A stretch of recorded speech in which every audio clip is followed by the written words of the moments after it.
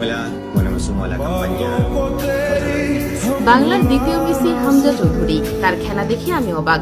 ভারতের বিপক্ষে হামজা চৌধুরীর দুর্দান্ত খেলা দেখে লাইভে এসে প্রশংসায় ভাসিয়ে একই বললেন ডি মারিয়া। বিস্তারিত দেখুন পুরো ভিডিওতে। দর্শক, বাংলাদেশ বনাম ভারতের হাই ভোল্টেজ ম্যাচে মাঝ মাঠে রাজত্ব করেছেন হামজা চৌধুরী।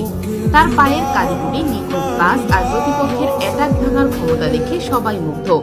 খেলার ৩০তম মিনিটে দারুণ এক ট্যাকেলে ভারতের স্ট্রাইকারকে রুখে দেন তিনি। এরপর ৪৫ মিনিটে দুর্দান্ত এক লং পাসে বাংলাদেশি দলের আক্রমণ তৈরি করেন। হামজা চৌধুরীর খেলায় আর্জেন্টাইন লিজেন্ডদের ছায়া দেখা যায়। তার ফুটবল আইকিউ আর একাগ্রতা তাকে ভবিষ্যতে আরো বড় তারকা বানাতে পারে।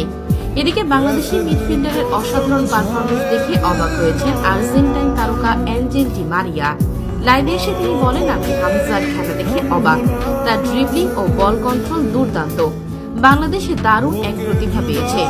তার ভেতর মেসির মতো প্রতিভা আছে। সত্যি সে ভালো ফুটবলার।